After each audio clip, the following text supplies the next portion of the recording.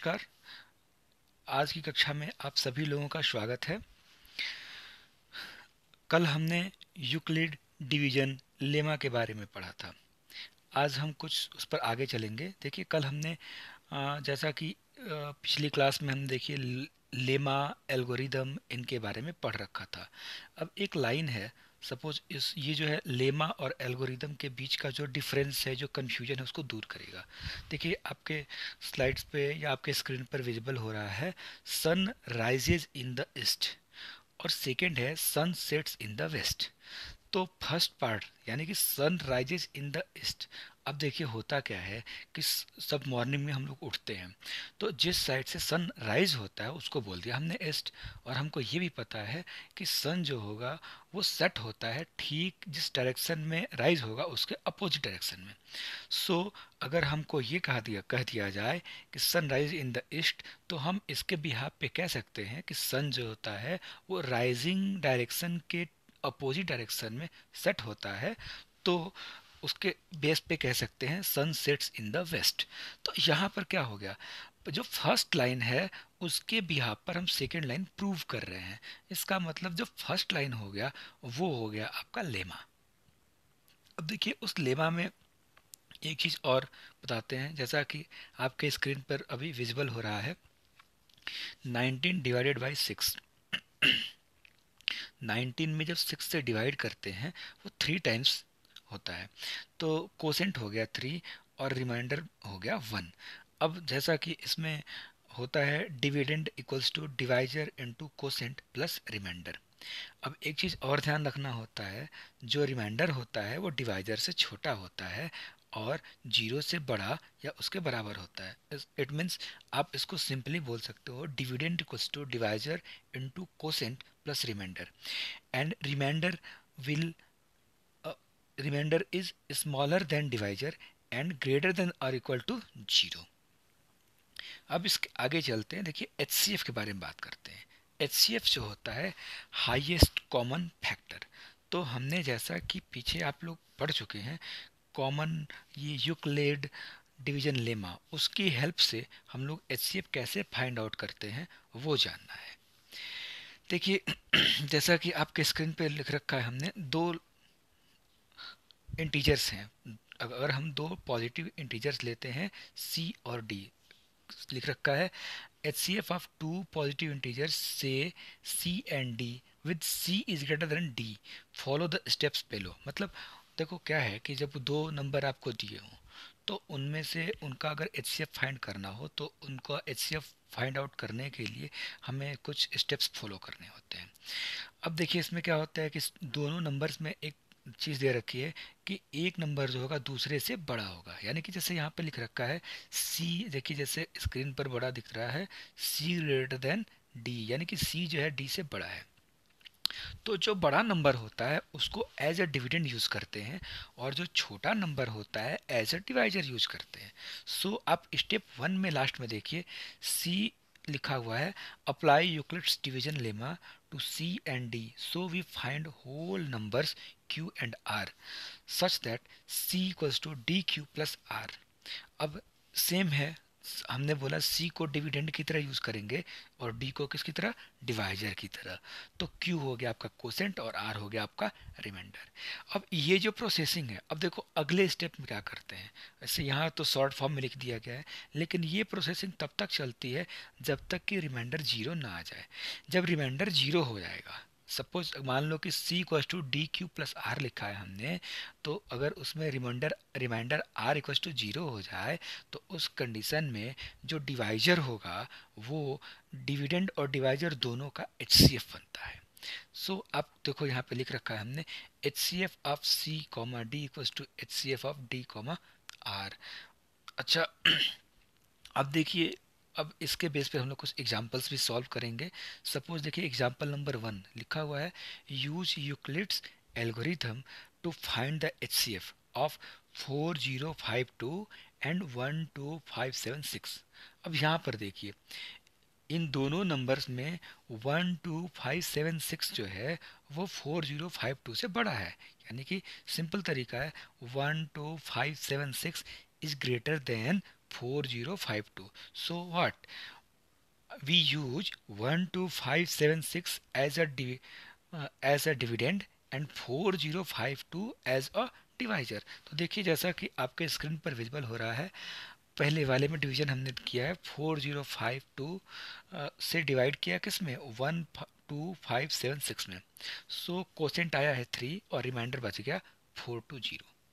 अब देखिए यहाँ पर जो 420 रिमाइंडर है वो जीरो नहीं है, तो ये प्रोसेस आगे भी चलेगा. तो सेकेंड प्रोसेस में देखिए क्या करना होता है, जो फर्स्ट प्रोसेस में जो रिमाइंडर आता है उसको बना देते हैं हम लोग डिवाइजर, और जो फर्स्ट वाले में डिवाइजर होता है उसको बना देते हैं डिविडेंड. सो देखो पहले वाले में कितना था रिमाइंडर, 420 लिखा हमने इसको कहाँ पर, डिवाइजर की जगह पर, और पहले वाले में 4052 था उसको हमने लिख दिया डिविडेंड की जगह पर. फिर हमने डिवाइड किया कितना, 9 टाइम्स में आया और रिमाइंडर हो गया 272. फिर 272 भी जीरो के इक्वल नहीं है, यानी कि रिमाइंडर सेकेंड स्टेप में भी जीरो नहीं आया. तो अब थर्ड स्टेप चलेंगे, और देखिए ये जो स्टेप है ना ये तब तक चलता रहेगा जब तक कि रिमाइंडर जीरो ना हो जाए. अब देखिए यहाँ पर हमने 272 को थर्ड स्टेप में डिवाइजर यूज़ किया है और 420 को आगे हमने क्या किया है, डिविडेंड यूज़ किया. अब देखिए ऐसे ही ये थर्ड स्टेप, फिर फोर्थ स्टेप में 148 से डिवाइड किया, फिर फिफ्थ स्टेप में 124 से डिवाइड किया, फिर सिक्स स्टेप में 24 से डिवाइड किया. अब सबसे लास्ट स्टेप में देखिए जैसे 4 से हमने 24 में डिवाइड किया है तो हमारा रिमाइंडर कितना आ गया, जीरो. तो हमने ये बोला कि ये प्रोसेस चलता रहेगा, और जब रिमाइंडर जीरो आएगा उस कंडीशन में जो डिवाइजर होगा वो उसका डिवाइजर और डिविडेंड दोनों का HCF होगा. सो ये प्रोसेसिंग जो है देखिए यहाँ पे स्टेप वन में भी आप क्या है कि यूक्लिड फॉर्म में यूक्लिड डिवीजन लेमा जो है उसके फार्मूले के रूप में लिख रखा है, 12576 इक्वल्स टू 4052 इंटू 3 प्लस 420.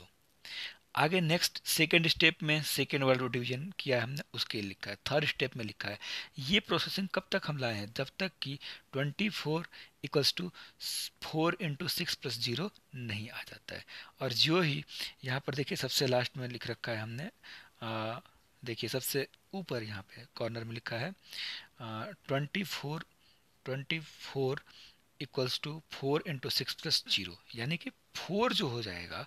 अब इसका जितने स्टेप आए होंगे ना उन सब का देखो लास्ट में लिखा है 4 equals to HCF of 24 4 equals to HCF of 124 24 equals to HCF 148 124 equals to HCF of 272 148 equals to HCF of 420 272 equals to HCF of 4052 420 equals to HCF of 12576 4052. It means देखो आप ये प्रोसेसिंग आगे चलते जाओगे कब तक, जब तक कि आपका जो है रिमाइंडर जीरो नहीं आ जाता है. जो ही रिमाइंडर जीरो हो जाता है तो वो जो उस कंडीशन जो डिवाइजर होगा वो फर्स्ट दोनों नंबर का HCF बन जाएगा. क्लियर है.